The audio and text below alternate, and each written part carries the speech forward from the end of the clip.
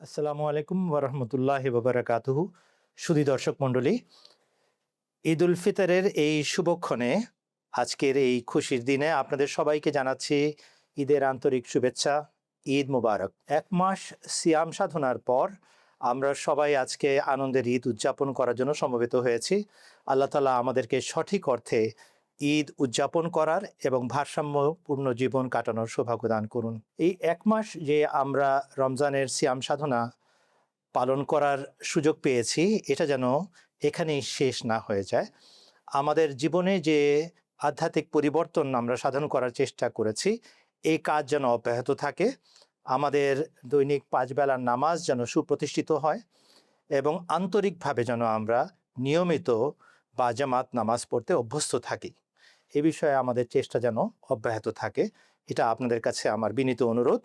এর পাশাপাশি কোরআন চর্চার যে অভ্যাস আমরা সারা মাস গড়ে তুলেছি, এটাও যেন ভবিষ্যতে আরও উত্তরোত্তর বৃদ্ধি পায়, এটাও আমাদেরকে দেখতে হবে।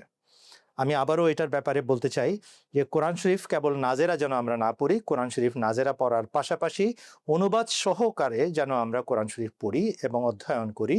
আর যাদেরকে আল্লাহ তাআলা সুযোগ সুবিধা এবং যোগ্যতা দিয়েছেন, তারা যেন তাফসীরও পড়া আরম্ভ করি এবং এটাকে উপভোগ করি। আল্লাহ তাআলা আমাদের সবাইকে নিজেদের মাঝে আমূল আধ্যাত্মিক পরিবর্তন সাধন করার সৌভাগ্য দান করুন।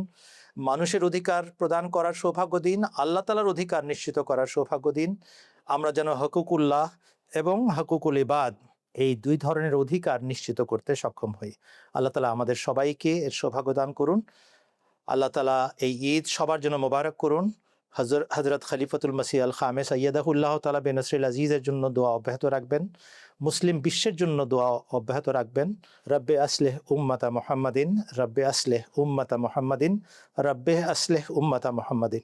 আপনাদের সবাইকে আবারও আমার পক্ষ থেকে আন্তরিক ঈদ উল ফিতরের শুভেচ্ছা। ঈদ মুবারক।